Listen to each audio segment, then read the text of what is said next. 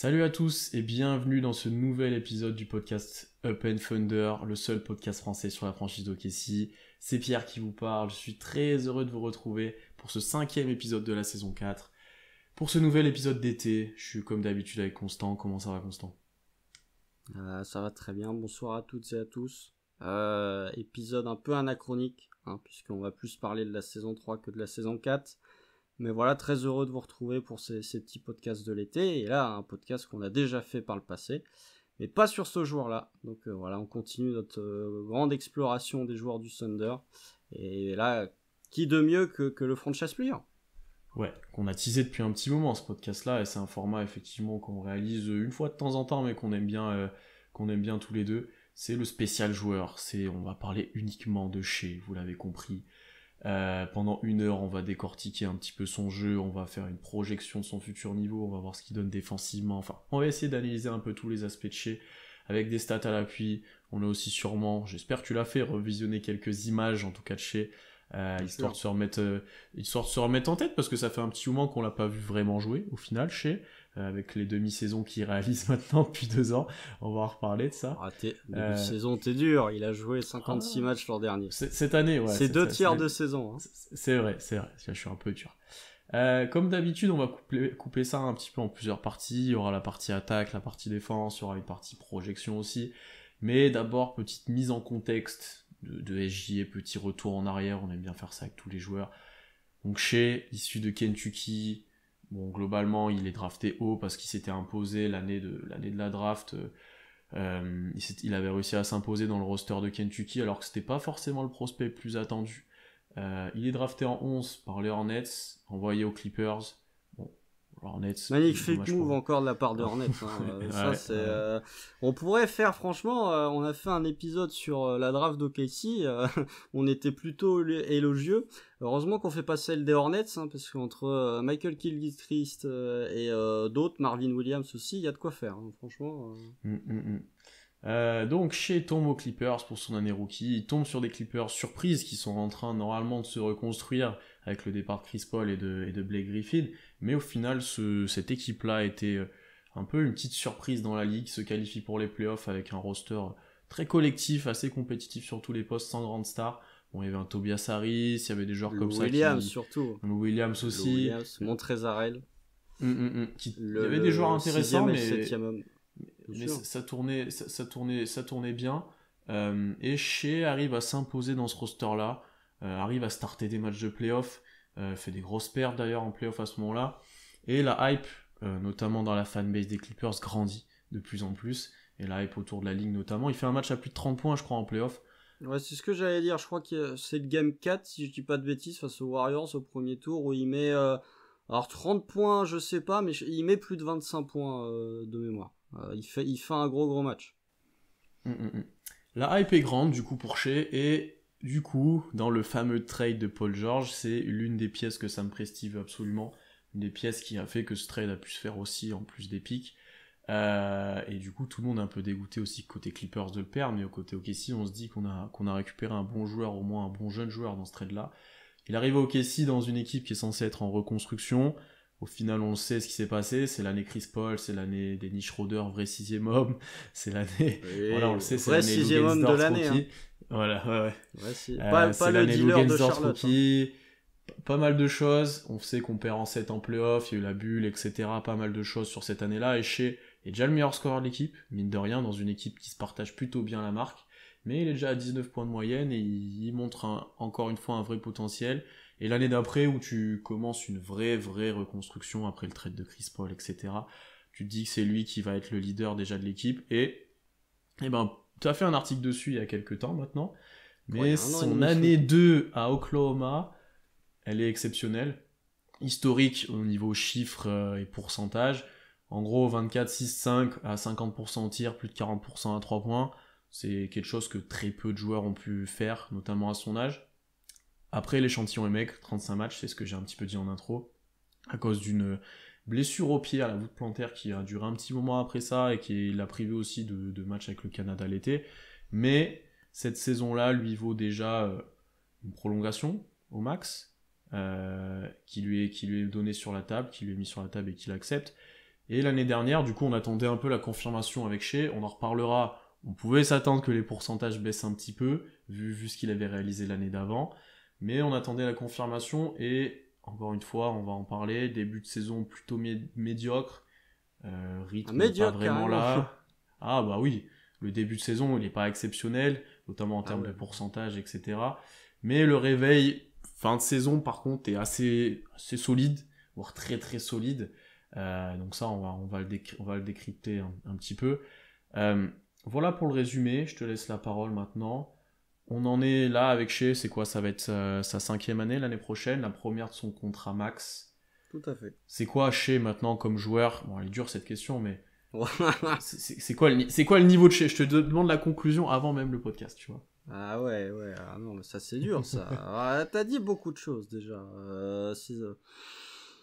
Après, tout ce qu'on a dit sur Shea, bon, il y a la première saison aux Clippers qui est un peu à part parce que contexte différent, utilisation différente, mais tout le reste, finalement, on l'a couvert depuis nos plus de 2 années de podcast. Si vous voulez vraiment réécouter tout ce qu'on a dit sur Shea Gilgeous-Alexander, bah, finalement, on a quasi tout couvert. En tout cas, ces 2 dernières saisons, bah, on les a couverts en podcast, en articles, etc., etc. Joueur que tu n'attendais pas à ce niveau, je pense, en sortie de draft, tu t'attendais pas à ce que Shai Gilgeous-Alexander devienne un attaquant élite, parce que je maintiens que c'est un attaquant élite. Son niveau, voilà, t'as parlé notamment de sa saison en 24-6-5 historique, j'en avais parlé dans l'article, bon c'était avant qu'il se blesse malheureusement, le fait qu'il loupe quasiment la moitié de saison plombe un peu la stat, mais il était dans un club où il y avait, ouais, Larry Bird, Kevin Durant, LeBron James, et c'est à peu près tout, donc voilà, on parle vraiment de l'élite, de l'élite, de l'élite. Donc voilà, il y avait des records de précocité aussi, il y avait très peu de joueurs à son âge qui avaient empilé une telle ligne de stats, je crois il y avait Luka et c'était à peu près tout. Donc voilà, joueur très fort, joueur calibre All-Star. Il aurait pu l'être, non pas en 2021-2022, mais en 2020-2021. Je pense que, bon, oui, Utah était premier de la conférence Ouest, donc Mike Conley faisait sens, mais chez Gilgeous-Alexander faisait aussi sens. Après, pour le reste, je suis totalement d'accord avec toi. Début de saison médiocre, bon, le terme est un peu fort, mais début de saison pas bon, Et puis après, comme on l'a déjà dit dans nos différents podcasts, en sortie d'All-Star Break, il y a un réveil complet de Shea. Il y a 13 matchs où, voilà, il met des gros cartons offensifs. C'est le show chez Gilgeous-Alexander en l'absence de Josh Giddey. Donc voilà, actuellement, si on doit parler du niveau global de Shai Gilgeous-Alexander, c'est que tu as peut-être du fait qu'OKC a peu de couverture médiatique, un des joueurs les plus sous-estimés de la ligue. Tu le vois notamment dans certains classements où ça le compare à certains joueurs. Tu vois que Shai est globalement assez sous-estimé de la part du fan NBA un peu global. Mais voilà, joueur très fort, qui a déjà un potentiel de All-Star et qui n'attend que la bonne équipe pour devenir vraiment, pour s'affirmer comme un joueur, un des tout meilleurs joueurs à son poste. Ça, on en parlera en fin d'épisode, je pense, quand il deviendra All-Star, parce que je pense qu'il le deviendra, mais ce sera intéressant de voir ce qu'on imagine pour lui dans les futures années. Tu l'as très bien dit, et on va commencer par ça, on va commencer par l'attaque. C'est un attaquant élite, déjà. Je pense que toi et moi, on est d'accord là-dessus. Je pense que globalement, les gens qui regardent un peu OKC, qui vont regarder les stats, vont pouvoir dire ça aussi. Qu'est-ce qui fait de chier un attaquant élite? On en parlera, il y a beaucoup de choses qui le brident un petit peu à Oklahoma, notamment en termes de spacing, de joueurs incapables de mettre un panier à côté de lui. Ah, Mais ça. ce qui fait sa force quand même, et c'est peut-être le premier point qu'on va aborder parce que c'est le principal, c'est sa qualité de drive. Shea est globalement le joueur qui drive le plus dans la ligue, 24 fois par match, c'est énorme, c'est plus que Luka par exemple. Euh, c'est son point fort. C'est vraiment là qu'il s'appuie pour scorer, de par ce faux rythme qu'il arrive à mettre aux défenseurs. C'est un faux lâche, tu vois. Il arrive à crosser, il arrive à. Ouais, ça doit être super chiant à défendre. C'est pas un Ja Morant qui va te passer parce qu'il va trop vite et parce que ça va trop vite tout le temps. Shea, il est vraiment à son propre rythme, très au sol, très sur le toucher aussi sur les drives. Il a un toucher exceptionnel pour finir près du cercle et se protéger. Et globalement, en fait, ces drives-là, il drive 24 fois par match, ça lui donne 10 tirs par match, il a plus de 50% de ses points viennent de là, donc c'est vraiment le point fort de Shea là-dessus. L'assist percentage, ça on y reviendra, est pas monstrueux sur cet aspect-là, c'est au niveau d'un Ja Morant, donc ça on va en parler ensuite sur est-ce que c'est lui qui l'utilise bien ou est-ce que c'est à côté que ça met pas. Ça, je pense qu'on a déjà un petit peu la réponse. Sur ces drives-là, moi, ce que j'ai pu voir, et même en regardant un petit peu, c'est qu'il perd assez peu la balle. Souvent, ça se finit par un tir ou par au moins une passe qui ressort, mais t'as peu de grosses erreurs, très peu de passages en force, très peu de choses comme ça. Et ensuite, au final, moi, ce qui m'impressionne le plus, et je pense que les gens qui regardent OKC le savent, genre, il n'y a pas un mec capable de mettre un tir, et c'est le joueur qui drive le plus dans la ligue, donc il est archi attendu dans la raquette. Il est très souvent mon prix à deux, ça on y reviendra aussi, et il arrive à se débrouiller avec ça. On pourra peut-être aussi mentionner qu'au début de saison, il s'attardait un peu plus à 3 points, et du coup, il avait drivé sûrement un peu moins, il était moins efficace. Mais là, sur la fin de saison, et notamment sur ses cartons, il va beaucoup, beaucoup au cercle, il a pas mal de fautes, les gros cartons de chez, c'est souvent qu'il a pas mal de lancers, et ça c'est un point ultra important pour son développement. Mais ça, c'est l'un des meilleurs drivers de la ligue, concrètement, et déjà. Là encore, t'as dit beaucoup de choses. Moi déjà, je me faisais la réflexion là pendant que tu parlais. Hormis Kyrie et peut-être Steph, qui est vraiment meilleur que Shea sur les drives? En plus, c'est complètement différent dans le Kyrie et Shea profil. pour moi se ressemblent un peu. Parce que c'est Ouais, très technique, tu vois. Peu ouais. athlétique, mais très technique. Je trouve que, tu vois, tu parlais du fait que Shea était un faux. Pour moi, c'est un joueur crafty. On dit ça en anglais. C'est un joueur technique, tu vois, qui va effectivement pas te prendre de vitesse avec un premier pas de fou. Mais comme il a un handle très développé et comme il sait très bien utiliser son corps malgré tout pour avoir des zones préférentielles pour driver, moi, je le rapprocherais plus, tu vois, d'un Kyrie que d'un Ja Morant ou qu'un DeMar Ouais. DeRozan, par exemple. Ouais, après, tu vois, Kyrie, c'est un handle où il met des gros crosses, tu vois, où c'est très fluide et tout. Chez, c'est beaucoup plus de la manipulation. Tu vois, il y a moins de cross flashy, c'est plus des feintes, etc., qui amènent le défenseur où il veut et lui il va à l'opposé, ou l'utilisation de son corps aussi qui fait de mieux en mieux, que ce soit sur pick and roll, sur drive. Pour Curry, tu vois, j'aime moins parce que Curry, il a tellement d'attraction quand tu vas le sortir sur la ligne à 3 points qu'en fait ça lui donne des drives faciles. Et je pense qu'il y a pas mal de drives de Curry où en fait il a juste à passer le joueur qui est en train de sauter, plus ou moins, tu vois. Alors il est ultra fort quand il s'agit de crosser et de finir au cercle, hein, ça j'enlève pas, mais c'est un peu plus différent de ce que je vois de chez où, là pour le coup, un peu comme Kyrie, il y a souvent son défenseur face à lui et tu dois te débrouiller pour le passer, tu vois. Il y a des aspects où aussi, genre par rapport à un Luka ou à un James Harden, sur la manière des fois de blow by les défenseurs, je le retrouve, tu vois, où t'arrives pas à rester face à lui en fait, parce qu'il y a trop, il y a trop de feintes, il y a trop d'appuis différents, il y a des dribbles chaloupés un petit peu, donc je trouve ça, j'aime bien cette compa aussi. Après, qui drive mieux que lui? Ça dépend si tu comptes que les guards, mais genre un Giannis ou un LeBron, ça drive mieux, tu vois. Ouais, mais Ça, c'est c'est pas un très style complètement différent. différent C'est ensuite, complètement c'est pour ça que je te dis différent. ça. Ça dépend comment tu comptes, mais il faut le mentionner aussi. Mais sur les guards, par contre, ouais, à part un Ja aussi que tu peux ajouter, je pense, à ce niveau-là, parce que avec ce qui les qualités athlétiques font qu'ils drive super bien. Mais Des globalement, Rosanne. ouais, t'es dans. Ouais, DeRozan qui est. Mais tu vois, DeRozan prend aussi beaucoup de mid-range différents, il y a plus de post-up, je pense aussi, que les autres. C'est différent aussi dans le style. Mais ouais, il est dans ce gratin-là de joueurs, quoi, ouais, c'est sûr. Mais tu vois, déjà là, on parle de. Ça montre à quel point il est élite, puisqu'on parle de James Harden, de Luka Doncic. Finalement, celui avec lequel tu peux limite plus le rapprocher, c'est Harden. Mais, Même si Harden dribble encore plus sur place que Shea. Je sais pas comment expliquer, mais Harden, je sais pas, c'est difficile à expliquer. Pour moi, c'est différent. Harden, quand il va driver, il a souvent un écran en fait, finalement, ou une situation de pick and roll. Finalement, quand il se retrouve à dribbler sur place, c'est plus pour tenter un step back.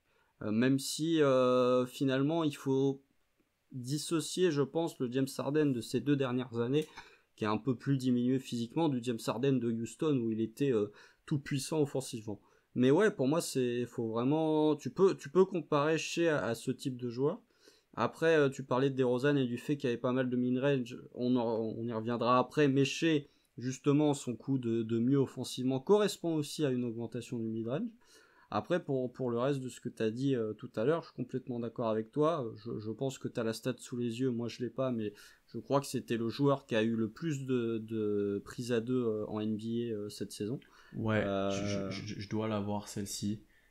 Alors, 32% du temps pris à 2, soit plus de 17 possessions par match. C'est un peu moins que Luka, parce que Luka a plus la balle, donc ça fait plus de possessions, mais en termes de pourcentage, c'est kiff-kiff. Hein. C'est selon comment tu classes, en gros, il est comme Luka. Donc c'est lui et Luka Doncic. Hein. Lui et Luka Doncic. Donc globalement, Shai Gilgeous-Alexander est autant en double team que un des 6 voire 5 meilleurs joueurs du monde. Alors après c'est différent. Tu double team Shai Gilgeous-Alexander parce que globalement tu sais que si tu le limites offensivement du côté d'OKC, il reste pas grand chose pour mettre des paniers. C'est un peu différent de Luka. Mais oui, pour ce qui est de sa qualité de drive, voilà, c'est son point majeur. Déjà la première saison à OKC, c'était ce qui nous avait sauté aux yeux, c'est que vraiment sa qualité de drive était assez exceptionnelle. Il n'a fait que confirmer. Comme tu l'as dit, peut-être sur les drives, il avait peut-être un peu plus de difficultés sur le début de saison 2021-2022. Il les forçait un peu plus, il n'avait pas forcément les coups de sifflet qu'elle est avec, ce qu'il a un peu plus eu en sortie de break. C'était moins fluide, c'était plus forcé, mais ouais, un joueur dont les drives sont élites, ça, y a pas de doute. Je pense qu'il lui manque, honnêtement, sur les drives, pour le step encore plus, un peu plus de coups de sifflet, mais ça, honnêtement, il commence à avoir pas mal de lancers, plus de 7 par match l'année dernière, ça commence à être pas mal. Et par contre, un peu plus d'agressivité pour des fois finir sur le joueur, j'ai envie de dire. Tu vois, il y a une ou deux actions qu'on voit de chez où il va dunker sur des joueurs. Bon, pas des dunks à la Ja Morant, mais des petits dunks quand même qui finissent dans la highlight, etc. Et je pense qu'en fait, il est capable de le faire plus souvent. Et ça serait intéressant que des fois, au mieux d'être dans l'évitement et dans le contrôle du contact, de vraiment s'imposer. Et je pense que ça, déjà l'année dernière, physiquement, il avait pris. Je pense que cet été, il est encore en train de le faire.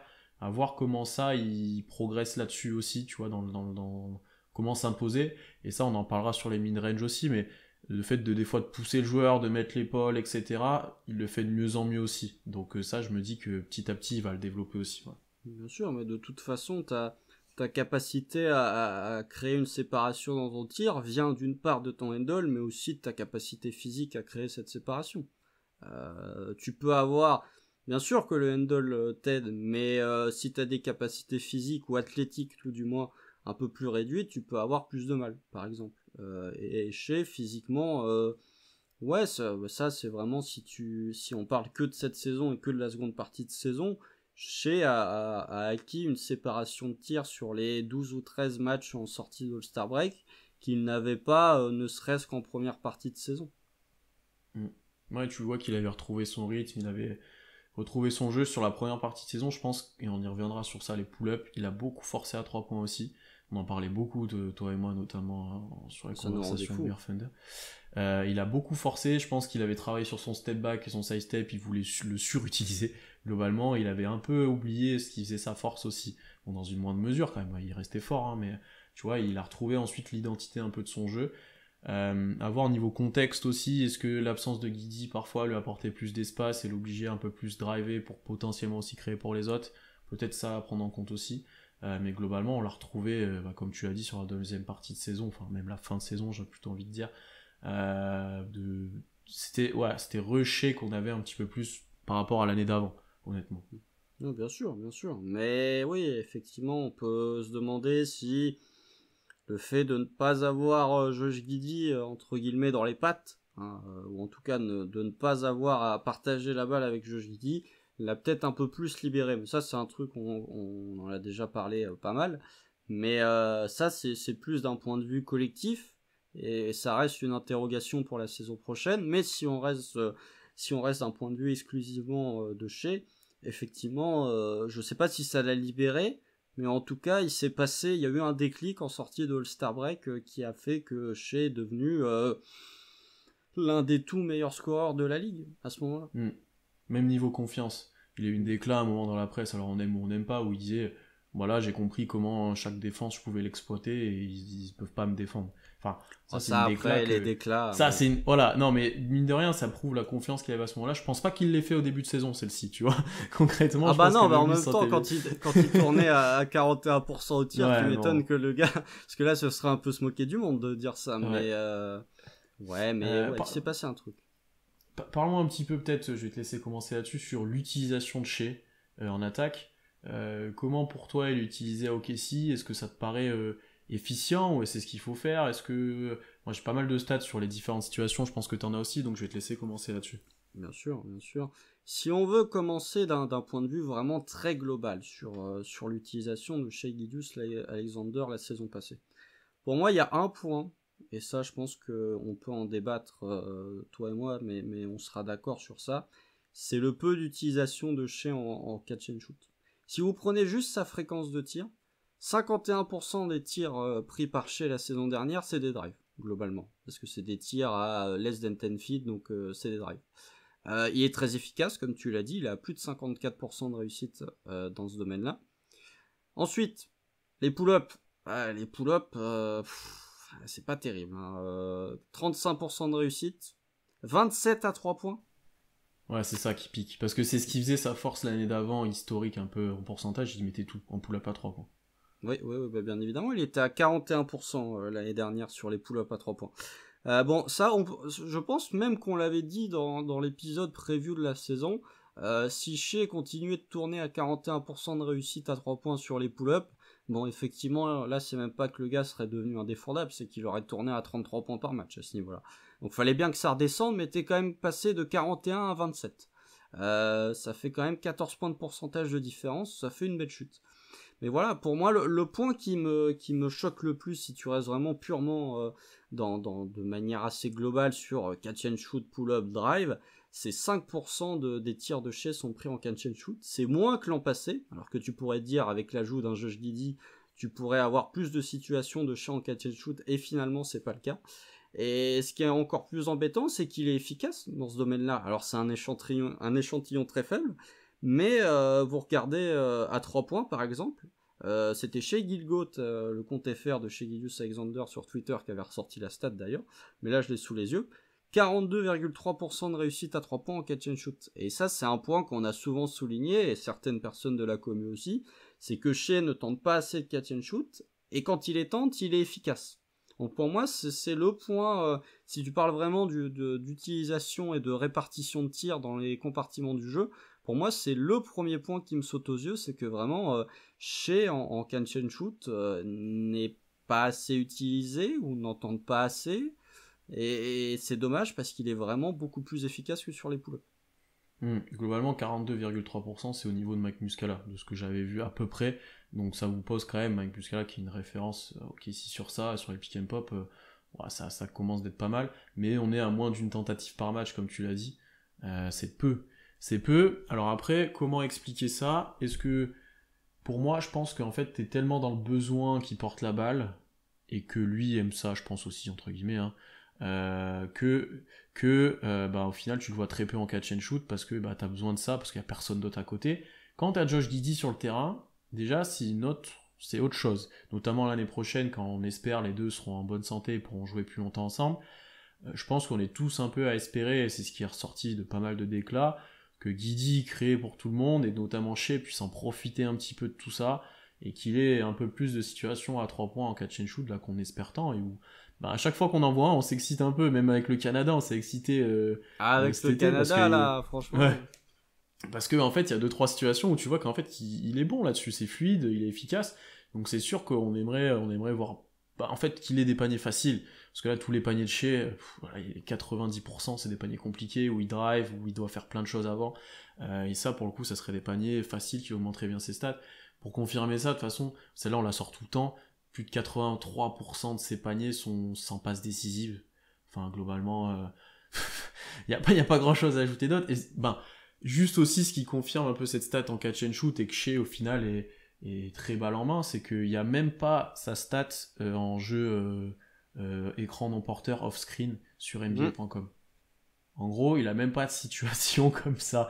Alors, je pense qu'on ne demande pas, toi et moi, qu'il ait des situations à la Steph ou à la Klay Thompson, c'est pas ça. Si je l'ai, la stat off-screen.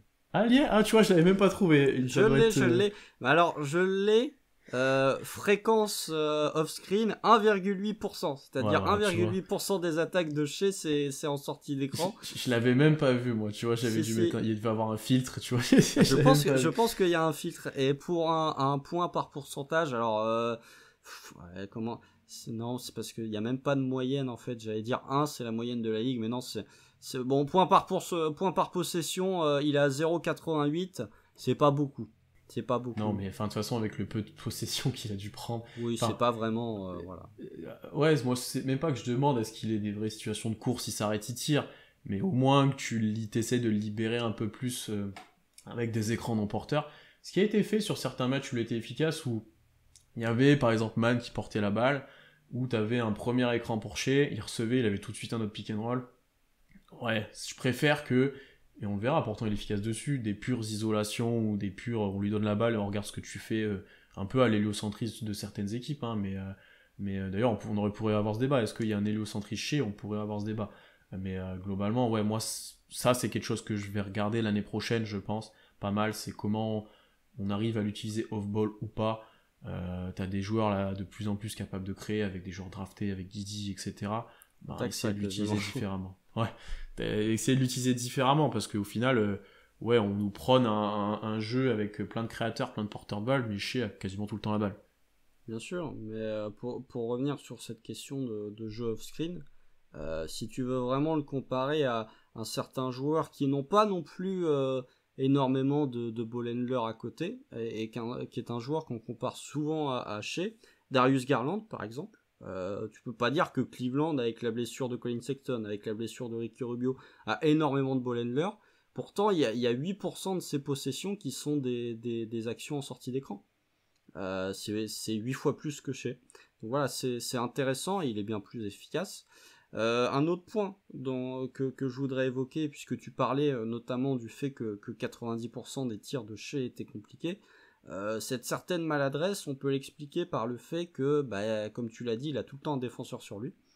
Et ça peut aussi rejoindre un petit peu le off-ball, parce que comment tu libères Shea, essayer de trouver comment tu réussis à le trouver ouvert, parce que Shea, quand il est complètement ouvert, il est à 38% de réussite à 3 points. Et c'est à peu près 50% de ses tirs à 3 points pris. Donc voilà, je trouve ça intéressant de voir que Shea, si tu le laisses ouvert à 3 points, il y a moyen qu'il sanctionne. La question, je pense, pour Shea, c'est comment tu peux te libérer, déjà en étant un peu plus actif dans le jeu sans ballon, parce que ça on l'a souligné toute la saison. Shea, quand il a pas la balle en main en attaque, c'est un joueur mort, quoi, hein, mort entre guillemets, dans le sens où il y a peu de mouvement, il essaye pas vraiment de se démarquer, il y a peu de cuts en direction du panier, donc c'est comment tu réussis à faire en sorte qu'il soit ouvert. Après, pour sa défense, il y avait, par passage notamment où il était là, peu de jeu off-ball global. Lui, je pense que les possessions où il n'a pas la balle, il y a peut-être une partie repos, etc. où bah, enfin tu te libères de la balle peut-être et tu regardes ce qui se passe, je l'entends. Mais après, je suis d'accord avec toi, hein. Il y a plein de situations où il aurait pu proposer plus de choses, etc. Notamment avec Josh. Donc, ouais, je suis complètement d'accord avec toi là-dessus. Donc voilà, c'est une question de savoir comment tu réussis à démarquer chez. Tu vois que quand même en allant chercher les stats, combien de dribbles par exemple avant de prendre un tir, bah, là où il est le plus efficace, ce qui est logique en soi, c'est quand il en prend aucun. Parce que ça va être du catch and shoot, parce que ça va être certainement une belle passe de Josh Giddey avec un Shea qui va directement vers le panier. Mais voilà, finalement, les situations où il a vraiment beaucoup la balle, de 3 à 7 ou plus dribbles, ce qui correspond à 80% de ses fréquences en attaque. Donc c'est fou ça. 8 possessions sur 10, quand Shea a la balle, il fait minimum 3 dribbles. Ça commence à être pas mal. Et il est à 44% de réussite au tir. C'est pas mal, c'est honnête, 44% de réussite au tir, mais par contre à 3 points, c'est en chute libre. T'es à 26 et 29%. Donc il y a vraiment cette question de comment tu peux décharger un petit peu la balle dans les mains de Shea, ou en tout cas lui donner des paniers un peu plus faciles. Parce que là, pour l'instant, en fait, je pense qu'il a beaucoup axé son jeu et même sa progression sur comment se libérer lui-même des défenseurs. Et je pense que les pull-ups, les side-steps, step-back, etc. viennent aussi de là. Et du coup, ces tirs que tu dis très ouverts, est-ce que c'est lui qui se les crée ou est-ce qu'on doit lui les donner? Je pense que là, il était plus en mode je vais me les créer et petit à petit, il faudra peut-être essayer de lui en donner un peu plus. Et ça, encore une fois, bah, là, on est d'accord, ça va être regardé. Je pense que globalement, tout le monde a envie de voir un peu plus de Shea off-ball ouais, que quelqu'un ait la balle au départ et qu'il arrive en mouvement, en pleine balle, et qui en fait entre les secondes 10 et 15, il puisse driver et créer quelque chose à partir de là, voire finir au cercle en fait tu vois, de la possession. Donc ouais, moi j'attends de voir ça. Après quand même, qu'est-ce qui fait qu'il est attaquant élite? On l'a dit, c'est le drive, mais sur isolation, Ah bah honnêtement, là, avec qui il a autour et vu comment il doit se débrouiller, il est deuxième derrière James Harden en termes de fréquence d'utilisation, c'est à presque 28%, et il arrive à être j'aime un bien. peu plus... Excuse-moi, juste le classement de la NBA. Quand Oui, tu il y a classes deux par James Harden. fréquence isolation, en premier, il y a le James Harden de Philly. Et en deuxième, il y a le C'est James exceptionnel. Harden de Brooklyn. J'ai vu ça au début, je dis, ah, il est troisième, et je regarde, je fais, ah non, en fait, il est deuxième, il y a Alors, il y a qu'un joueur juste devant. James Harden. Ah non, c'est incroyable comment ils ont fait ça. Et il arrive à être un peu plus d'un point par possession, ce qui est honnête, surtout vu comment il est défendu, on l'a dit, il a toujours le meilleur défenseur sur lui, il y a la défense qui est archi centralisée dans la raquette quand il va driver parce que personne met un tir en Kessie. Les double teams À aussi. peu près, ouais, les double teams, 44% au tir. Ok, franchement, ça te prouve que c'est un attaquant élite pour moi parce que c'est un joueur qui par lui-même peut scorer, bon on l'a un petit peu dit, potentiellement à 3 niveaux, et qui peut se créer son tir lui-même, même dans des situations très compliquées, prise à deux, toute la défense sur lui, et qui... Enfin, vous regardez les drives de Shea, concrètement, il a la balle dans l'axe, il y a tous les joueurs qui ont un pied dans la raquette, en face, enfin, maintenant la NBA fait beaucoup ça, mais avec Shea, c'est encore plus flagrant, quoi. C'est une espèce de mini-zone, je sais pas comment expliquer. Ouais. Non mais Non, c'est mais vrai. si, en fait, les joueurs rentrent beaucoup en aide, sont ouverts à la balle, ce qui est, voilà, ce qui se fait de plus en plus aussi, et laissent un peu leurs joueurs. Non, mais effectivement, c'est un peu de ça, hein, c'est un peu de ça. C'est pas vraiment une zone, mais tu verrouilles en tout cas l'accès à la raquette. Mais ce qui est normal, ce qui est normal. Et après, voilà, pardon. Tu parlais de points par possession. Il est cinquième. En premier, il y a Demar DeRozan, qui a fait une saison exceptionnelle en scoring à Chicago. Il y a Luka Doncic, il y a Kevin Durant, et il y a James Harden. Et après, c'est chez Gilgeous-Alexander. Hein. Donc, c'est mieux que LeBron, c'est mieux que Damian Lillard, que Kyrie, que Trae Young, que n'importe qui, que je n'ai pas cité. Donc voilà, ça montre à quel point, tout en ayant un échantillon très très élevé, puisque c'est le deuxième joueur qui en fait le plus de toute la ligue. Donc là, pour le coup, tu peux dire que Shea en isolation, c'est un joueur extrêmement fort. C'est un point peut-être qu'on pourra développer plus tard si on se projette un peu plus sur le reste de la carrière de Shea ou sur les années à venir. Isolation, je suis pas le plus grand tacticien du monde, mais il me semble qu'en playoff, les ISO c'est plutôt utile. À vérifier, hein, mais je crois que c'est plutôt utile les isolations en playoff. Donc voilà, quand tu as un joueur qui est capable d'en faire autant et d'être aussi efficient, bah c'est rassurant pour ton équipe parce que il peut être ce joueur qui il a déjà été cette saison, mais quand t'as des moments vraiment compliqués pour l'attaque du Thunder où t'arrives pas à marquer un panier, bah tu peux avoir Shea qui sur une action où il y a rien autour de lui, juste une ISO, il va réussir à soit aller te chercher des lancers, soit à finir avec un joli drive. Donc ça c'est vraiment l'isolation, le drive encore plus, mais le drive issu d'une isolation, c'est vraiment pour l'instant la principale arme offensive de chez Gilgeous-Alexander. J'ai ajouté un petit point là avec ce que tu as dit, qu'il est capable de t'inscrire un panier quand tu as besoin, ou voilà. Il y a beaucoup de runs où Kessie est revenu des fois dans les matchs alors qu'ils étaient lâchés, etc. Où Shea, certes, il fait pas des énormes cartons, et c'est un peu ce que toi et moi on attend depuis un petit moment maintenant, un énorme carton de Shea, et qui lui donnerait un peu de lumière d'ailleurs. Mais il y a des gros passages, il y a des cartons à 13-15 points, où il ramène un peu l'équipe tout seul, ouais, voilà, où il va prendre des tirs, après il va driver, il va aller sur la ligne pas mal de fois, enfin, il y a des gros passages comme ça, c'est rarement sur un match entier, ce qui lui permet de faire un gros carton, à part quelques-uns, mais il y a assez régulièrement des coups de chaud, où 3-4 actions d'affilée il va scorer, où OKC du coup va augmenter d'intensité défensive, enfin, il va apporter un peu l'équipe dans cet aspect-là, et il va libérer un peu tout le monde en prenant ses responsabilités-là. Ça, je trouve ça très intéressant, et on en parlera peut-être en projection à la fin, mais en termes de leadership, il a beaucoup évolué, et ça se voit même sur le terrain ou dans ses actions. Encore une fois, je trouve ça intéressant dans sa progression, tout ça. Moi, offensivement, le dernier point que je voulais peut-être aborder sur cet aspect utilisation, c'est les pick and roll. Alors, je t'en ai parlé en off, j'ai un peu de mal avec ce qu'ils définissent par pick and roll, parce que souvent Shea va avoir un pick, ça va peut-être pas marcher, parce que déjà, globalement, il y avait peu de poseurs d'écran efficaces à OKC et de joueurs capables de sanctionner ensuite, à part peut-être Mike Muscala, Darius Bazley en fin de saison. Souvent, il va avoir un écran, après il va peut-être reculer en dribble et jouer son isolation, donc en fait, il a beaucoup de pick and roll, je pense, mais qui sont parfois pas exploités. Il est pas extrêmement efficace là-dessus. Apparemment, il en joue 9 par match, ça encore une fois, avec les end-off, etc. J'ai un peu de mal à voir la quantité. Mais ce qui ressort, c'est qu'il n'est pas ultra efficace dessus. Je pense qu'il peut progresser, notamment quand il jouera avec un meilleur joueur sur pick and roll ou pick and pop avec lui. Chattelgrim, par exemple.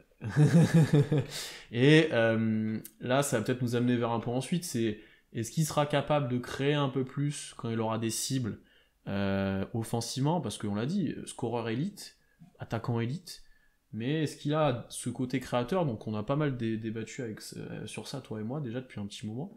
Est-ce que Shea est capable de créer? Alors statistiquement, il fait des passes décisives, il a un ratio assist-turnover qui est plutôt intéressant, mais est-ce qu'il y a vraiment de la création? Est-ce que c'est les joueurs qui mettent pas dedans? Est-ce qu'il fait les bonnes lectures? Comment tu le vois toi là-dessus? Justement, moi j'aime bien ressortir cet outil que j'utilise à chaque fois qu'on fait les podcasts, c'est l'outil des fréquences de passe. Ça c'est le truc que j'aime bien pour savoir justement à quel joueur Shea fait la passe, est-ce que ces joueurs-là sont adroits, est-ce qu'ils le sont pas, voilà. Shea déjà, on en a déjà parlé, mais si tu veux vraiment parler de son aspect passeur de manière assez globale, pour moi c'est un passeur fonctionnel. C'est quelqu'un qui sait lire le jeu, un peu plus que la moyenne, mais qui va rien faire d'extravagant. Et comme il a beaucoup la balle en main, il va forcément faire pas mal de passes décisives. C'est normal. Quand t'es à plus de 30% de usage, forcément, tu peux pas faire que des tirs. Il y a un moment où tu vas devoir libérer la balle pour les copains. Et du coup, la fréquence de passe, sais-tu à qui, bon elle est facile celle-là, sais-tu à qui Shai Gilgeous-Alexander fait le plus de passes le plus fréquemment? Le joueur de l'effectif. Lou Dort? Non. Josh Giddey? Oui, Josh Giddey. J'hésitais parce que soit c'était Lou Dort en mode pour qui tire Lou Dort, soit c'était en Giddey en mode stérile, du coup c'est ce qui m'inquiète. Parce que Luguentz-Dort n'est que 3ème dans la fréquence de passe. Sais-tu le pourcentage de réussite de Josh Giddey après une passe de Shai Gilgeous-Alexander?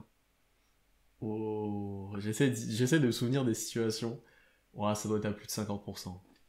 50%? Non, attends, Josh Giddey il tire pas bien cette année. Bien sûr. Non, 40 du coup. Je reconsidère parce qu'en fait, je me suis dit ça doit être assez haut pour que tu me dises ça, mais en fait pour 40 déjà pour Giddey, c'est pas si mal, surtout s'il y a des 3 points. Je te demandais ça parce que c'est assez bas. 36,3% de réussite au tir. Ok. Et 23% à 3 points. Donc déjà, le joueur à qui Shea fait le plus de passes n'est pas en réussite. Mais déjà, c'est ce que j'allais te dire. Après, ça doit être souvent drive de Shea, Giddey qui reçoit la balle à 3 points, et on sait que c'est pas là où il va exceller. Dans les situations que j'imagine, tu vois. C'est quasiment du 50-50 en termes de tentative à 2 points, tentative à 3 points. Quasiment. Donc après, est-ce qu'il considère, tu vois, si Shea fait une passe que Giddey drive avec 1 ou 2 dribbles, est-ce qu'il le considère encore dans tu vois, je sais pas comment il compte là-dessus. Je pense qu'il le considère, mais qu'il le considère pas comme une passe décisive. Ouais, ok. Tu vois, passe, ça me c'est parle, pas assise, quoi. Ok. Donc, déjà, Josh Giddey, pas en réussite. Le deuxième, c'est Monsieur Darius Bazley. Ah non, oui, Darius Bazley, j'avais oublié. C'est Darius Bazley. 14% de fréquence de passe. Bon, lui, c'est déjà un peu mieux. Il est à 40% de réussite au tir. Mais en même temps, c'est des tirs plus simples parce que c'est des tirs qui sont souvent plus proches du panier. Le troisième, c'est bien évidemment Monsieur Luguentz-Dort avec 35,8% de réussite au tir, dont moins de 30% à 3 points. Et le quatrième, je pense que c'est le pire. C'est ce bon vieux Jeremiah Robinson Earl. Ah ouais. 30,9% de réussite au tir après une passe de Shea. Cadeau. Cadeau. Et voilà. Jusqu'où tu peux aller avec cette stat? Est-ce que tu vois si c'est des tirs ouverts ou pas? Ah non, tu peux pas aller plus loin. Ouais, je pense que là, après, c'est trop demandé. C'est trop demandé à la NBA. Mais si vous voulez les plus adroits, comme ça, on a fait un peu les cancres. Là, on va faire ceux qui sont en réussite. Il y a Derek Favors, qui a un 50% de réussite au tir. Ouais. Il y a Vu les Mike tirs, oui. Muscala. Ouais, ça c'était sûr. Mike Muscala a 45% de réussite à 3 points.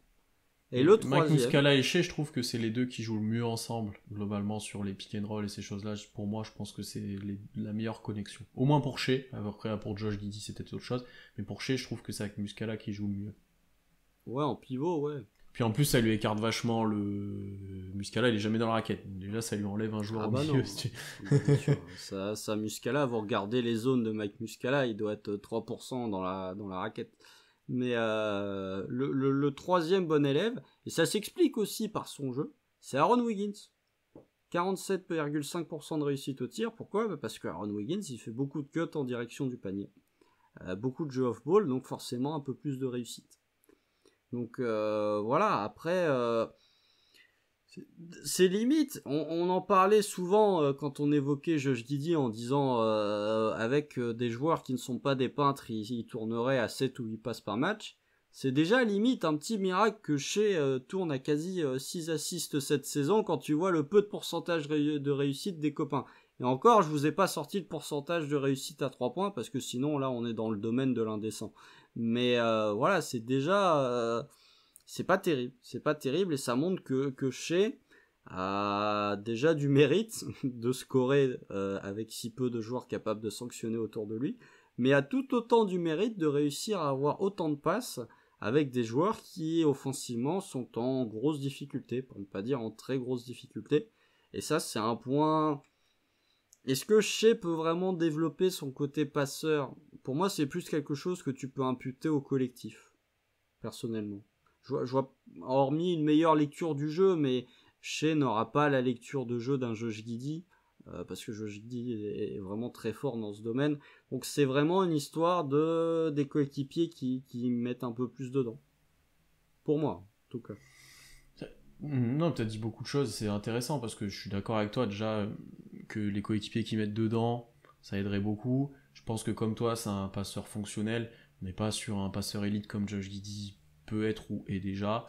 Voilà, on est sur quelqu'un qui peut créer, qui peut être ton second créateur, je pense, pas ton premier scoreur, ton second créateur, vous me suivez. Mais je pense qu'il est intéressant, tu l'as dit collectivement, je pense qu'il peut très bien évoluer. Je pense qu'il est capable de faire les bonnes lectures, notamment quand il est pris à deux. Il n'hésitait pas à lâcher la balle sur ces situations-là non plus, tu vois. Donc ça, là-dessus, je trouve ça intéressant. Et en fait, tu as un peu amené à un débat que je voulais avoir avec toi et que j'ai déjà eu peut-être avec des fans hors Thunder, où, en fait, Shea est peut-être sous-coté ou une image de joueur qui perd avec OKC est un petit peu soliste, parce que en fait, il fait des stats, mais il n'y a personne autour. Alors, du coup, est-ce que tu le vois, toi, plutôt comme Shea, il fait des stats, il a beaucoup de ballons, il n'y a personne autour, donc c'est normal qu'il stat, ou alors, est-ce que, en fait, ces stats qu'il fait, il pourrait les avoir encore, être plus efficaces et être encore meilleurs avec un bon effectif autour? Moi, ma réponse, elle est simple, et avec tout ce qu'on a dit depuis maintenant, entre les prises à deux, les ISO, etc., rajoutez-lui des joueurs autour, je pense qu'il sera meilleur, et qu'il statera autant, et qu'il sera plus efficace, etc. Je sais pas ce que tu en penses, mais c'est un vrai débat que je pense que tu pourrais avoir avec certaines personnes, pourraient avoir, parce que tu vois, c'est toujours cette idée de joueur qui est tout seul et du coup il stat parce qu'il a tous les ballons. Mais du coup, est-ce que ça l'avantage vraiment? Je suis pas sûr. C'est l'argument d'Evin Booker avant l'arrivée de Monty Williams, quoi. Globalement, c'est ce qu'on reprochait à Devin Booker. Euh, Est-ce que Shea est vraiment ce joueur capable de tourner un peu comme Ja cette saison à 28 ou 29 points de moyenne par match? Je sais pas. Je pense que tu le mets dans une meilleure équipe, il statera peut-être un peu plus à la passe, mais il sera surtout plus efficient au tir. Tu vois, je pense que Shea est capable, vu sa sélection de tirs, est capable d'avoir des saisons à 48 ou 49% de réussite au tir. Alors à 3 points ça reste autre chose, mais tu vois, pour moi il est capable, déjà la saison précédente il était à plus de 50, donc voilà, mais je pense qu'il est vraiment capable dans une équipe avec de meilleurs créateurs, avec des joueurs capables d'un peu plus porter la balle en attaque, d'être plus efficient. Après ouais, il y a vraiment cette question, Moi, je sais pas si c'est un joueur qui est capable de te mettre 27-28 points par match. Ça demande pas mal de régularité. Et c'est un point que tu as mentionné tout à l'heure. On était frustré parce que Shea avait finalement peu de gros cartons en termes de scoring. Pour moi, ça dépend vraiment de... En fait, son style de jeu, pour moi, ne se prête pas à des énormes cartons de scoring. Vu qu'il y a énormément de drive... Sauf si pour moi, il va tout le temps au lancer franc. C'est ça, c'est pour ce moi, que il faut j'allais qu'il dire. aille genre 10 fois par match au lancer franc. Et finalement, vous regardez dans ses stats, ses plus gros cartons, c'est des matchs où il a 12 ou 14 lancés, quoi. Donc voilà, pour moi, il n'a pas alors après, il peut me faire mentir, notamment avec le développement de son mid-range, mais j'ai du mal à voir Shea comme un joueur qui peut t'en planter 50. Mais plus qui te met des 31, 32, 33 de manière assez régulière. Mais ouais, dans une équipe avec de meilleurs joueurs, plus efficients, mais peut-être pas forcément encore plus producteurs. Et pour répondre à ta question initiale, pour moi, c'est ni tout blanc ni tout noir. Je pense que tu parlais du fait de se poser la question, est-ce qu'il y a de l'héliocentrisme autour de Shea? Pour moi, la réponse c'est oui et non, dans le sens où il y a tellement peu de bons joueurs offensivement qu'il est obligé de faire l'héliocentrisme. Mais je pense qu'avec des bons joueurs à côté, des meilleurs joueurs à côté offensivement, tu n'auras plus cette situation. Je pense que là, c'est plus par défaut que réellement par choix. Non, ça, je suis d'accord là-dessus. C'est pour ça que j'en parlais en deuxième créateur. Et pour moi, ça doit être ton deuxième porteur de balle. Peut-être ton meilleur scoreur. Peut-être celui qui prend le plus de tirs. Mais il doit pas porter la balle tout le temps comme il doit le faire à OKC. Parce que ça diminue son efficacité, comme on l'a dit. Ça lui apporte pas forcément. Je pense que, comme tu as dit, avec des meilleurs joueurs autour. Par exemple, même à la saison avec Chris Paul, etc., il était, je pense, plus efficace. Ou c'était plus intéressant. Son rôle aussi, je le trouvais intéressant. Il y avait beaucoup moins la balle en main d'ailleurs. Ouais, et il arrivait quand même à scorer presque 20 points par match en année 2. Bon, c'est plutôt pas mal. Là, avec comment il s'est développé, etc., je pense qu'il est capable de tourner presque pendant les 10 prochaines années, j'ai envie de dire, à plus de 20 points par match. Mais... Oh là, attention. Non, je projette loin. Non, mais c'est pour dire qu'en gros, il sera très régulier dans le scoring. Par contre, comme tu l'as très bien dit, je le vois jamais meilleur scoreur de la ligue, concrètement. Par contre, avec peut-être un jeu au Larand qui se développe de plus en plus, parce qu'on en reparlera après défensivement, mais niveau rebond, Shea il peut avoir un vrai impact. Dans la passe, tu l'as déjà dit, il arrive à stater, bon là il a beaucoup la balle en main, mais je pense que même en ayant un peu moins la balle, mais avec des meilleurs joueurs, on restera dans ces chiffres-là, je pense. Donc tu vois, moi je suis plutôt de ton avis aussi. Bien sûr, ça sera pas tout blanc, pas tout noir, il va devoir s'adapter, il va devoir, comme on l'a un peu dit, jouer off-ball un petit peu plus, pour pouvoir s'inscrire dans un nouveau contexte un peu plus compétitif et un peu plus équipé dans l'effectif. Mais non, j'ai hâte de voir en fait, parce que là on a eu la situation où c'était le petit jeune avec une équipe plutôt qui jouait bien et qui avait Chris Paul, etc. Et après on l'a revu direct en leader où je suis presque tout seul. On n'a pas eu encore Prime Shea entre guillemets avec des bons joueurs autour. Et ça va être la projection qu'on aura à la fin. On va essayer d'estimer, voir ce que ça va être, quoi. Ouais, ça de toute façon, c'est la reconstruction du Thunder qui veut ça. Hein. Mais ouais, mais c'est sûr que finalement, la meilleure version de Shea, mais ça c'est un peu se projeter, mais la meilleure version de Shea, c'est un espèce de mix entre sa saison avec Chris Paul et ce qu'il fait actuellement. Offensivement, hein, je veux dire. Hein. C'est un mix entre les deux. Parce que vraiment, je pense que t'as un joueur capable de partager la balle, mais quand il faut, de prendre le jeu à son compte. Et ça, t'en as pas non plus énormément. T'as pas mal de joueurs qui font tout seul. Moi, je pense à un Trae Young du côté d'Atlanta. Pour le coup, tu vois, on parle d'héliocentrisme. Trae Young à Atlanta, c'est de l'héliocentrisme. Luka à Dallas, c'est encore pire depuis ça va être encore pire là, la saison prochaine avec le départ de Jalen Brunson. Là, je pense que Luka, en termes de usage, je pense qu'il va être à un niveau ardennesque la saison prochaine. Mais voilà, l'héliocentrisme, tu peux aussi te dire, c'est la marque des très grands joueurs. C'est la marque des superstars. Est-ce que Shea sera vraiment à ce cran-là? Pour l'instant, non. Mais ouais, un joueur un petit peu hybride, tu vois. Un petit peu pour griller mon joker sur son futur, un joueur dans l'utilisation et dans le rôle à la Jaylen Brown, un petit peu. Même si Jaylen Brown n'a pas du tout le handle de Shea, mais... J'étais sûr que tu allais parler de ça, mais je suis...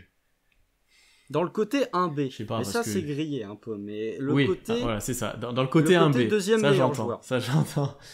Ouais. Ouais, dans le côté 1B, 1B voire 1A sur certains matchs, non, ça j'entends. Mais ouais, dans le style, après, c'est chez incomparable. Ça J'ai n'a vraiment rien à du mal à voir. trouver une compa chez. Rien à voir. Ouais, non, ça a rien à. Tu vois, par rapport à un Booker, à un Bill, c'est encore différent. Enfin, moi Moins j'ai bon du mal shooter. avec vraiment une compa. Oui, puis pour le coup, avec Booker, t'as longtemps eu ce débat, est-ce qu'il peut jouer meneur, est-ce qu'il peut créer pour les autres? Au final, t'as fait venir Chris Paul. Chez, t'as pas eu ce débat, tu lui as donné la balle. La question est vite répondue. Effectivement, quand tu fais venir Chris Ouais, Paul, ça. bon, t'as plus besoin de te poser la question est-ce qu'il Ouais. peut jouer meneur. Mais moi, j'en ai souvent parlé durant la saison. Pour moi, la transformation de Shea, on est beaucoup plus proche d'un DeMar DeRozan que d'un Devin Booker. Ça peut peut-être permettre d'embrayer sur le mid-range, mais pour moi, tu commences à se rapprocher d'un DeMar DeRozan. Vraiment, en meilleur créateur. Même si DeRozan a bien progressé, mais t'es dans ce style-là pour l'instant, vu que ton efficacité à 3 points baisse.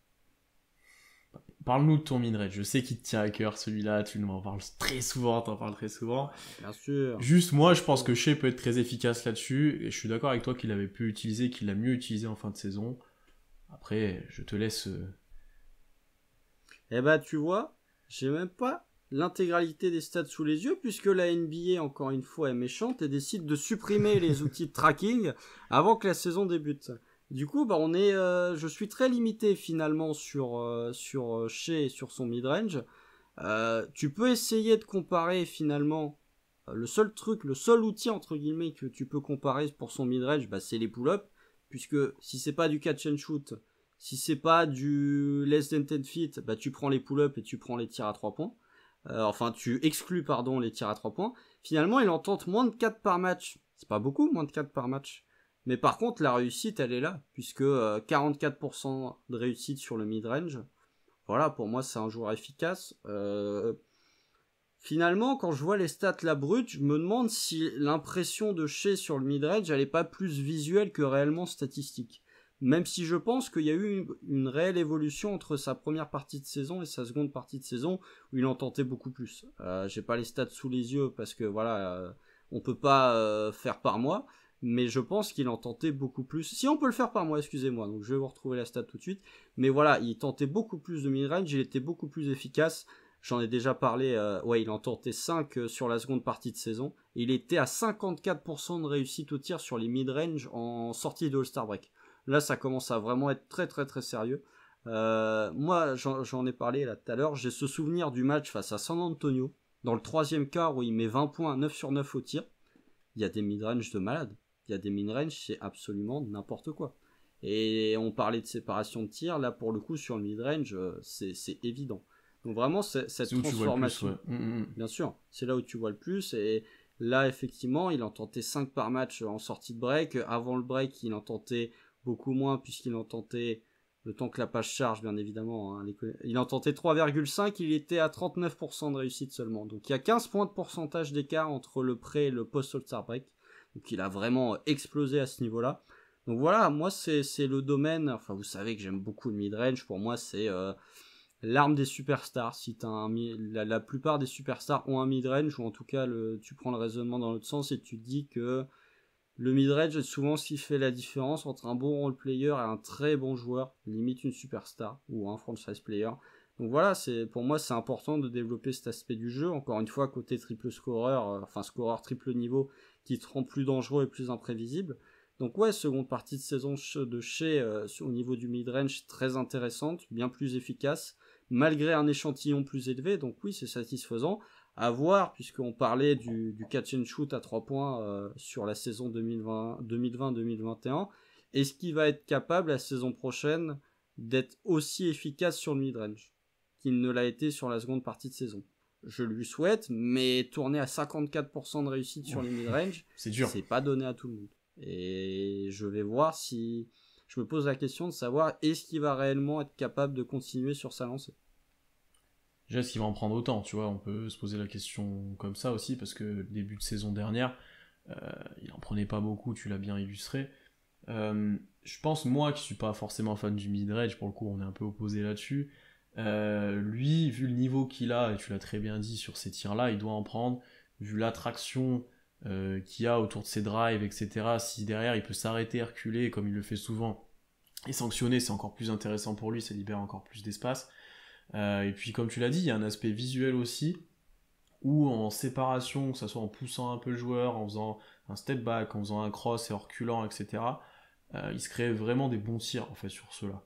Alors un bon tir, ça reste un mid-range, hein, mais des tirs ouverts, des tirs où il est plutôt à l'aise, il est plutôt bien aligné, il a des bons appuis. Et ça, pour Shea, c'est rare, honnêtement, que ce soit à 3 points ou au cercle, où il est souvent obligé d'un peu se contorsionner, etc. Donc non, je suis d'accord avec toi que c'est une arme pour lui, qui doit continuer de l'utiliser, et comme tu l'as dit, qui pourrait être très importante dans le futur. Constant, on a quand même pas mal parlé de tout l'aspect offensif de Shea, on a parlé de tous ses tirs, son utilisation.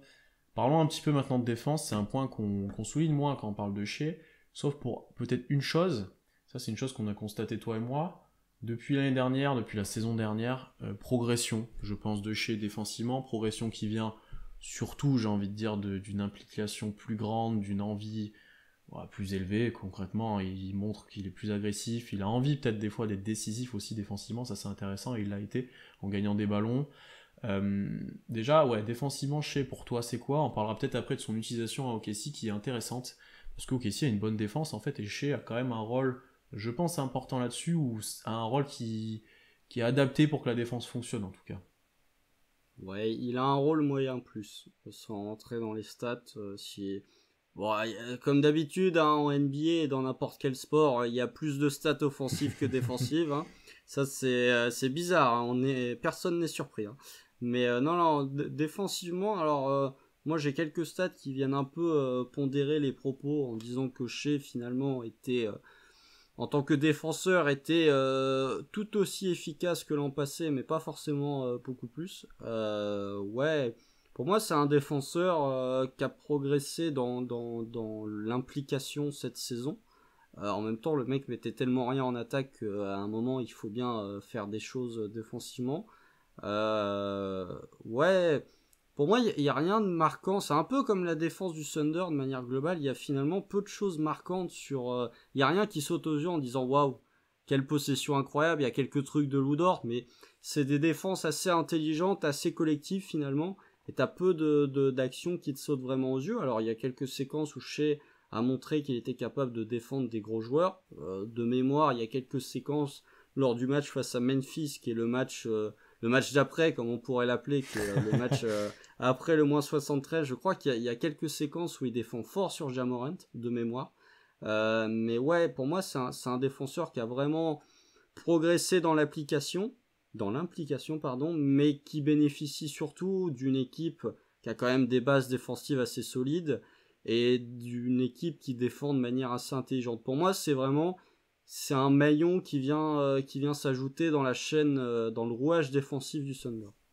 Bon, ça je suis d'accord avec toi, il y a eu quelques séquences plutôt bonnes, il y a eu des grosses interceptions par exemple, où il y a quelques contres aussi qui restent un petit peu en mémoire. Voilà, globalement c'est pas un défenseur élite, je pense que ça sera un défenseur, c'est déjà un défenseur honnête, notamment en playoff, je pense Above qu'il sera average. pas... Ouais, je pense il sera pas ciblé en playoff, loin de là, enfin...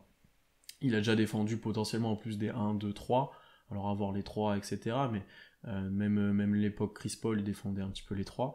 Moi, ce que je trouve intéressant, c'est dans l'utilisation vraiment terrain, avec Lou Dort, voire Aaron Wiggins quand Lou Dort n'est pas là, qui défend un petit peu en point of attack, comme on dit, c'est la définition, qui défend sur le joueur qui porte la balle. Imaginez-vous un Luka Doncic par exemple, qui a la balle. Shea et Guidi un petit peu aussi utilisé comme ça, vont être souvent mis en aide, c'est-à-dire sur un ailier plutôt moins bon offensivement, que tu peux laisser un petit peu plus libre. Et je trouve Shea, sur ces situations-là, particulièrement concerné, notamment pour mettre des contres et contester les drives et les tirs. Alors après, sur les rotations défensives, je pense que là, il y a des progrès à faire, et les bonnes périodes d'OKC défensivement, c'est quand il y avait les bons joueurs et que ça tournait bien. Mais voilà, sur cet aspect un petit peu protection de cercle au final, et sur comment gêner un petit peu le drive, je le trouve présent, je le trouve impliqué, peut-être plus qu'un Guidi qui lui va plus chercher l'air bon, même si Shea le fait aussi. Mais tu vois qu'il a envie de mettre des contres. Il y a, tu vois, là, des images que j'ai regardées, bah j'avais jamais trop fait gaffe, mais en fait effectivement il est très souvent en train de contester sous le cercle quand il prend un joueur ailier ou quelque chose. Et ça je trouve ça intéressant de son utilisation parce que Shea est quand même assez grand pour son poste, comme pas mal de joueurs d'OKC, grand bras, grande envergure, bon détente correcte, je pense en fait il l'utilise peu, mais sur un deux pieds quand t'attends sous le cercle, je pense qu'il peut aller un minimum haut.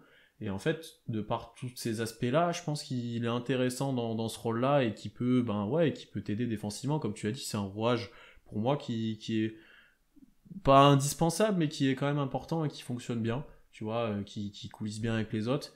Et ensuite, là, le point intéressant, moi, que je trouve, c'est niveau rebond. Lui et Guidi te compensent énormément de choses au rebond par rapport à tes intérieurs qui sont moins dominants dans cet aspect-là. Il en prend plus de 5 par match, enfin, pas loin. Donc globalement, tu sais qu'il va avoir un apport dans cet aspect-là. Et en plus, quand il prend les rebonds, Shea se tourne très vite vers le cercle adverse et accélère. Et ça, c'est des situations où, justement, pour se libérer un peu offensivement, je pense qu'il pourrait le maximiser encore plus et qu'il pourrait les utiliser aussi.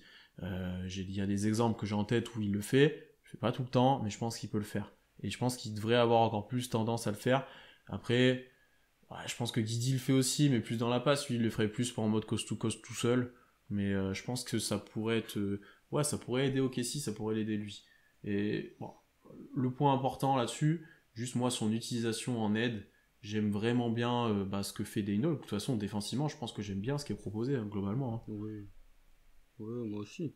Mais ouais, je crois que de mémoire, on disait quand même que Shea ralentissait le jeu du Thunder. Donc, en direction du panier accéléré, je pense qu'il regarde vite le panier, mais il freine un petit peu pour le coup. mais c'est pour ça, il y a une ou deux situations où ça m'a marqué, où il a vraiment accéléré, il voulait vraiment sanctionner direct la défense, et effectivement, il y en a d'autres où il ralentit. Et pour moi, même si c'est pas pour aller au bout, accélère. OKC a besoin d'accélérer pour moi. Bien sûr, je suis totalement d'accord avec toi.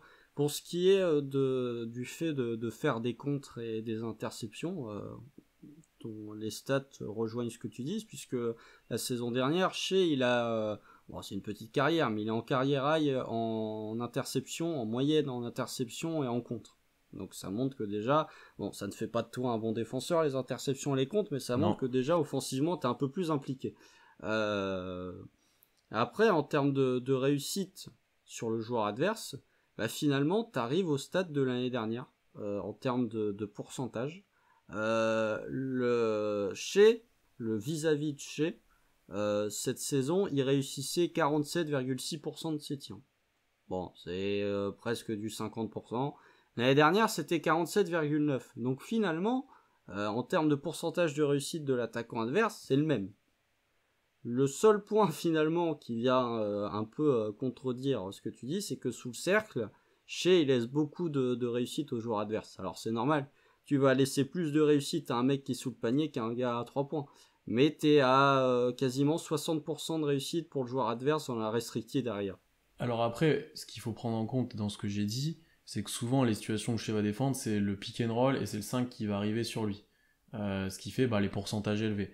Mais moi, ce que j'aime au-delà de la stat, c'est comment il est utilisé, son attitude. Alors après, c'est pas forcément efficace, ça je l'entends complètement, parce que un guard qui protège le cercle, en NBA, voilà. Globalement, voilà. Difficile. Et du coup, ce qui pourrait être intéressant par contre, c'est comment ça va être maintenant que Chet est là. Parce que la protection de cercle, c'est lui. Enfin, faut arrêter, voilà, c'est lui qui va être sous le cercle et qui va mettre des...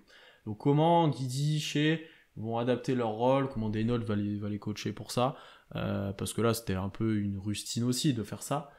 Comment maintenant que tu as Chet, qui peut être pas un jour le meilleur contreur de la ligue, concrètement, oui, comment ça, oui, non, mais déjà, ça va arriver.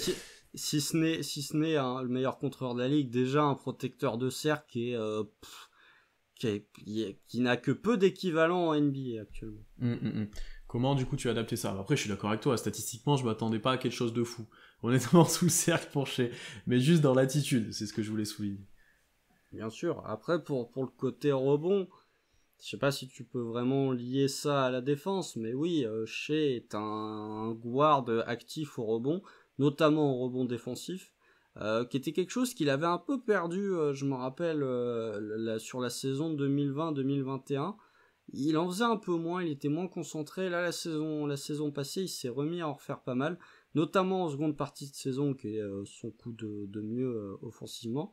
Donc ouais, vraiment c'est intéressant, comme tu l'as dit. OKC avait des intérieurs qui étaient pas forcément les plus athlétiques ou qui prenaient pas forcément le plus de rebonds.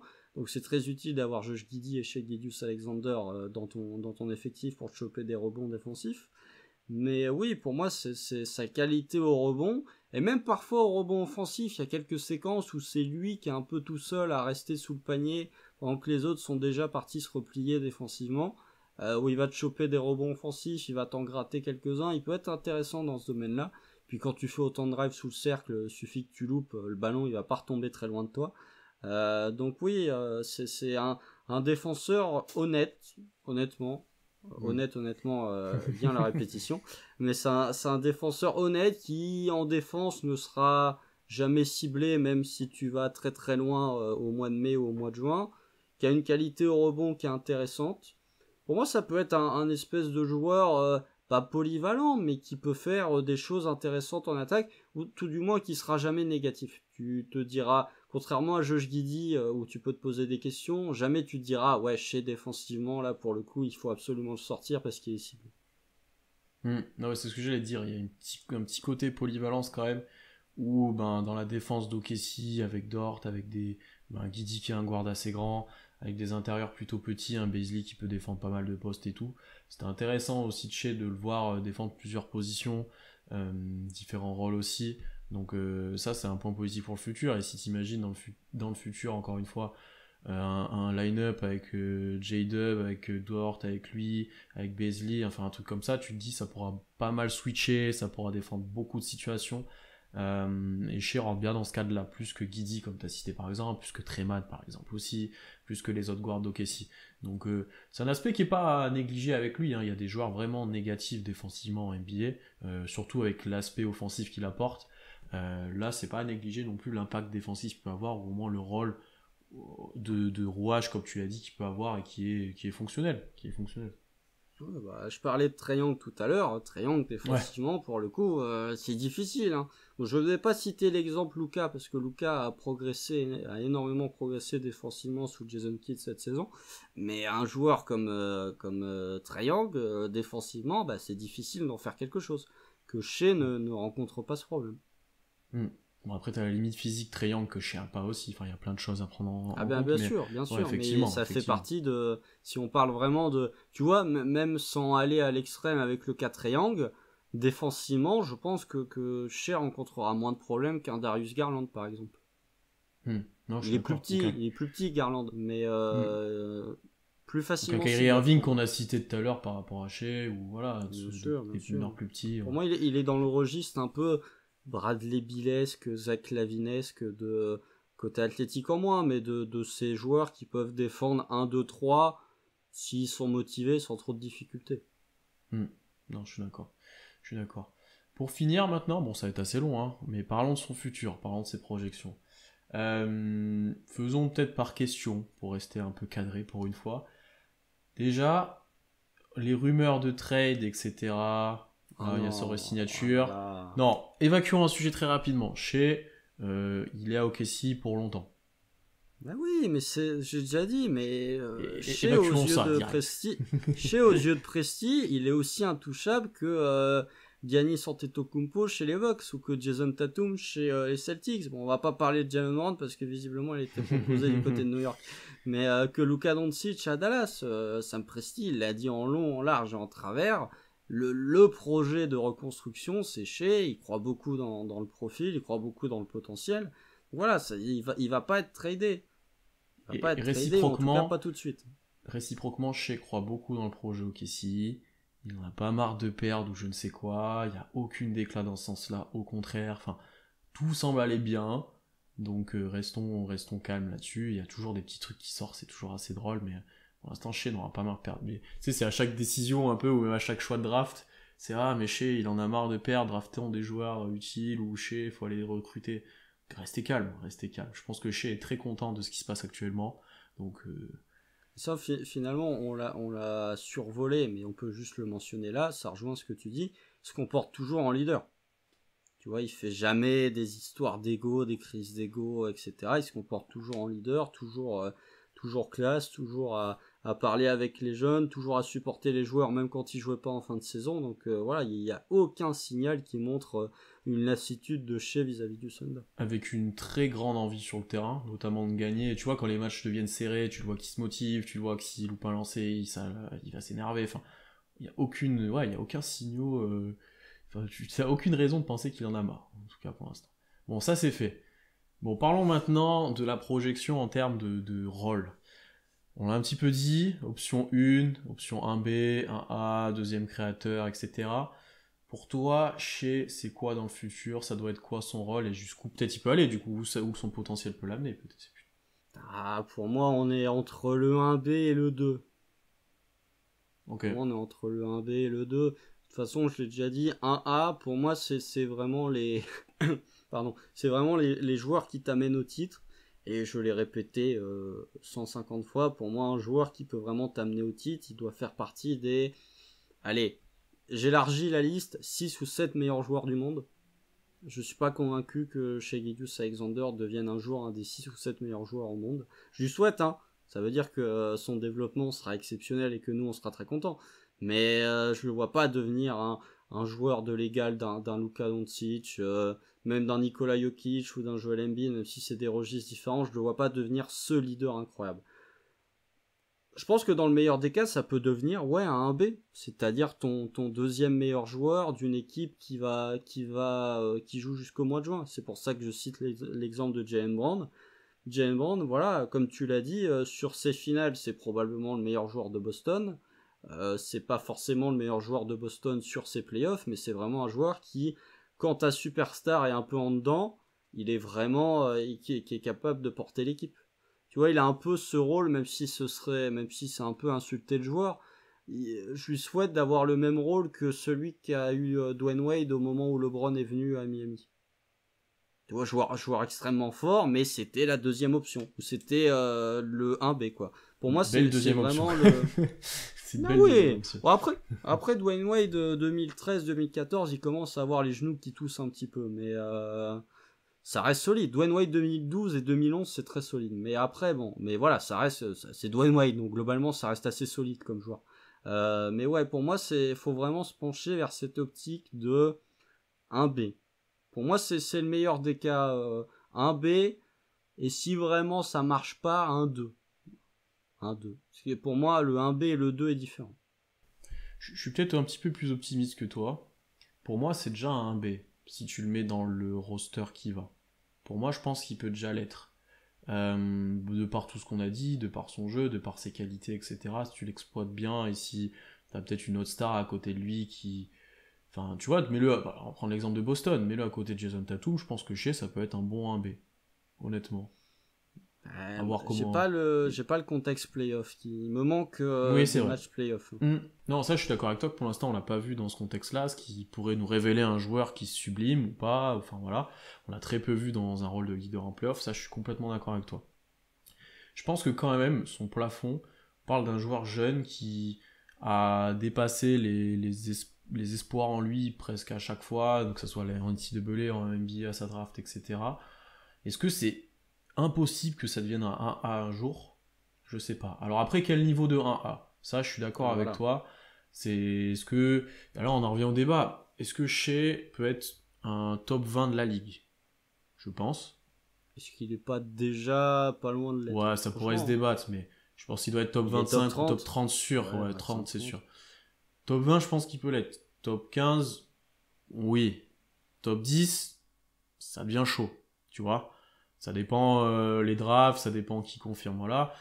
Donc c'est un peu toujours ce débat. Est-ce que un joueur comme ça peut t'amener au titre? Est-ce que tu dois vraiment avoir une superstar à côté? Est-ce que ça va être un autre, peut-être que 2-1B, ça fera un espèce de duo, tu vois, je sais pas. Hein. Est-ce que Chet sera le 1A un jour? Est-ce que Josh sera le 1A un jour? Je pense pas non plus, c'est notre débat, mais j'ai encore du mal à le fermer vraiment dans est-ce qu'il sera un A ou un B. Je pense que ça peut déjà être un B par contre, et comme toi, si ça fonctionne pas, c'est minimum une deuxième option vu ce qu'il montre. Je vois pas comment un joueur comme ça ne peut pas être une deuxième option, une bonne deuxième option. En fait, c'est ce qui est un peu le débat de la reconstruction d'OKC, c'est est-ce que t'as pas encore besoin d'une pièce ultime à côté de Shea? C'est l'éternel débat, voilà, et c'est ce qui fait que certains diront qu'il faut encore tanker, certains non, certains voilà.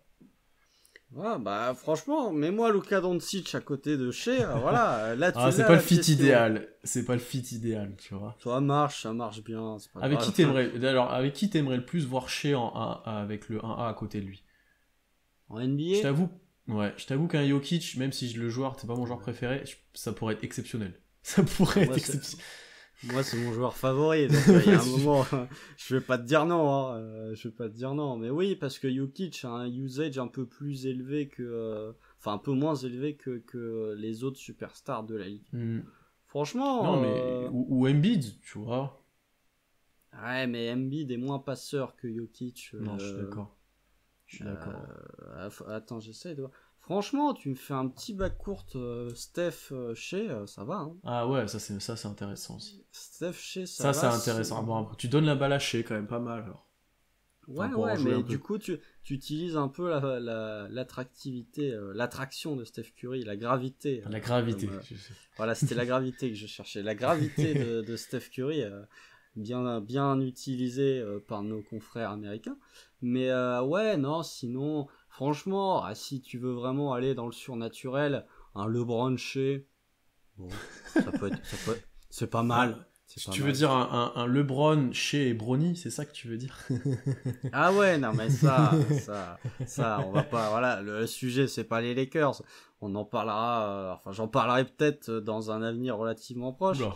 mais non, attention, mais voilà, non, je parlerai pas des Lakers, mais non, faut voir avec Ja Morant, ça me fait pas Non. spécialement, ça Et marche puis bien, t'as deux bons Ja joueurs. Morant, est-ce que c'est un AA vraiment pour l'instant? Il peut, je pense, mais pour l'instant, voilà. Bah oui, bah, les fans de Memphis risquent de nous tomber dessus si on dit que Ja Morant n'est pas un A, mais en même temps, je pense que les fans de Phoenix nous tomberaient encore plus dessus si je disais que Devin Booker n'est pas vraiment un A. Donc non, pour moi, ouais, Jokic, Moi, j'aimerais bien Steph, le voir avec Towns, qui est un niveau un peu en dessous, mais ouais, c'est un cran un peu en dessous quand même. là, la fanbase va m'aimer parce qu'ils vont vouloir aller chercher Towns et tout. Mais Ah non, mais là non, vous avez vu l'effectif de Minnesota là, non, c'est mais bon. Hein. ok, non, mais c'est intéressant, tu vois. Je pense que tu vois, on espère le voir quand même à côté d'un autre gros joueur. Quand Avec même. Jason Tatum aussi. Ouais, pourquoi pas aussi. Ouais, tu Avec vois. Jason Tatum. Je te dis, chez Boston, ça me choquerait pas dans l'effectif, ça me choquerait pas. Ouais, bah après, moi je préfère Jalen Brown à OKC, mais ça c'est un autre débat, ça. Oui, aussi. Peut-être juste pour finir, All-Star chez, ça arrive quand? Régulièrement, peut-être All-NBA aussi, tu le vois peut-être dans ce niveau-là. Bah, All NBA, déjà, il y a des conséquences financières s'il l'était, puisque on a parlé du fait qu'il avait signé au max. S'il est All NBA, il passe au super max. Ce qui est le cas de Trae Young qui a signé, ouais, Luka qui a signé, et je crois qu'il y en avait un troisième, mais j'ai oublié. Déjà, c'est trop tôt, je sais plus qui y aurait d'autre. Non, déjà c'est la même draft. Non, c'est plus. Non, c'est 2018, c'est la même draft que. Ah non, ouais. pardon, je pensais que tu parlais de Jaren Jackson Jr. Non, Ja Morant. Non, Ja Morant, c'est l'année d'après. Mm. C'est l'année d'après. Non, bah, Trae Young et Luka Doncic, je crois que c'est les deux exemples de Supermax qui ont été signés et eux ont déjà été activés parce qu'ils ont déjà été All NBA. Mais ouais, bah, quand est-ce qu'il sera All-Star? Bah, quand le Thunder gagnera plus de matchs. C'est pas compliqué, hein, c'est.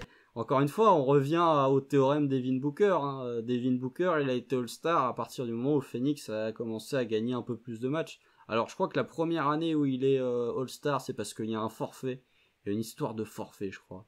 Mais déjà, Phoenix avait déjà gagné un peu plus de matchs que les années précédentes. En même temps, c'était pas difficile puisque Phoenix, pendant 4 ou 5 ans, ils ont tourné à entre 20 et 28 victoires de moyenne. Mais ouais, All-Star, bah, allez. Si on est un peu optimiste sur la reconstruction du Thunder, dans 2 ans, il est All-Star.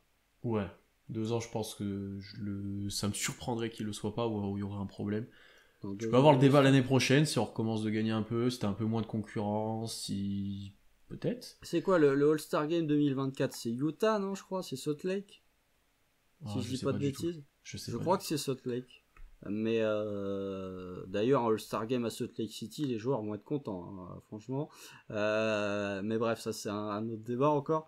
Mais ouais, d'ici 2 ans, je pense qu'il peut être All-Star. Et pour moi, ça peut être un joueur qui, si vraiment il développe son plein potentiel, peut être All-Star tous les ans.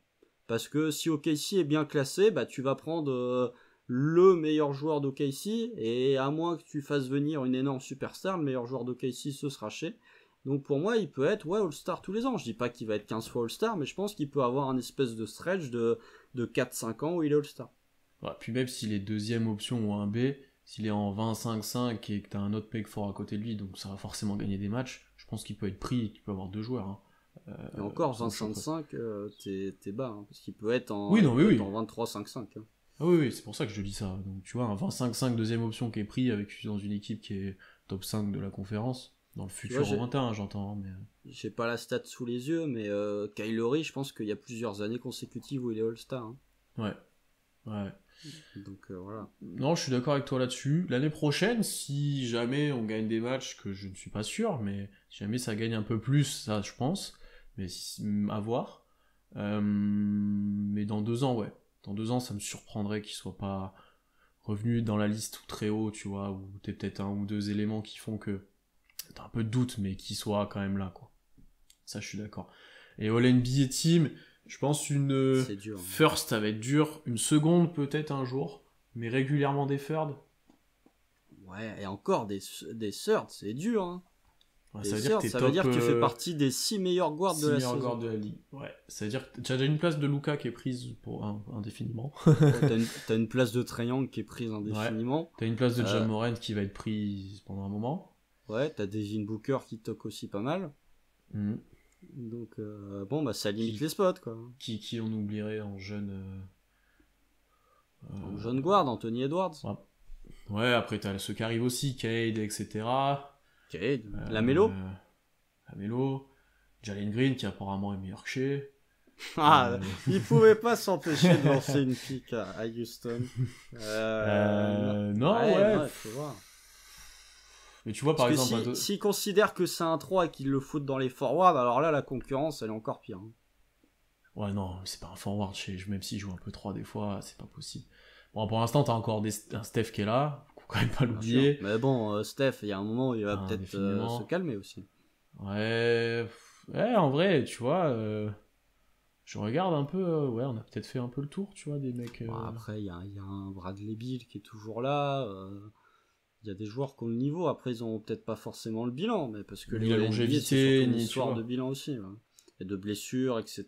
Mais ouais, entre le duo, le trio, même Luka, Trae Young et Ja Morant, t'as déjà des spots qui sont assez verrouillés. Moi, je le mets pas au même niveau que... Oui, mais je pense que j'aime beaucoup Lamelo, mais je pense que Shai est capable de faire une meilleure saison que Lamelo, tu vois. On disait souvent que ces joueurs... Tu vois, on parlait du fait que Shai était sous-coté. Est-ce que Shai Gilgeous-Alexander est vraiment moins bon que Lamelo Ball ? Si on était fan des Hornets, on dirait peut-être que oui, mais pour moi, il y a largement un débat entre les deux joueurs. Après, c'est le style, tu vois, Lamelo, c'est vraiment tu peux lui donner le jeu, enfin, tu vois, c'est un style différent, tu vois, pour moi. C'est dur à dire, tu vois. Puis après, Lamelo était un peu meilleur contexte que Shai, bon, ça va peut-être pas durer pour le coup, mais... Voilà, vu l'état de Charlotte, là, ouais. Mais donc à voir, effectivement, à voir. Constant, je pense qu'on a été très long sur Shai, je pense que ça sera notre épisode joueur le plus long, si je me trompe pas. On a été très complet, notamment offensivement. Donc n'hésitez pas à interagir avec nous sur YouTube, Twitter ou partout, à donner votre avis sur Shai, peut-être sur les projections, etc. Ou peut-être quel aspect vous voulez qu'il développe ou autre. N'hésitez pas. Dans tous les cas, on se retrouve très vite pour de nouveaux contenus. En attendant, abonnez-vous partout, toutes les plateformes d'écoute, Twitter, Instagram, etc. Et voilà, on profite quand même un petit peu de nos vacances, on publie un petit peu moins régulièrement, mais on vous donne votre contenu régulier quand même. On essaye. Et puis on se retrouve très vite. Ouais, là, pour regarder un peu de basket international, il y a bien que ça à se mettre sous la dent, et voilà, globalement. Ouais, il y a Giannis qui martyrise l'Espagne. Ça, il fait plaisir. Franchement, il fait plaisir. Yanis qui met des tomards sur la moitié de l'Espagne, franchement, ça c'est... Il y a des choses qui donnent le smile. Ah, ça on aime, ça on aime. Et sur ce, à très vite. Salut à tous. Salut.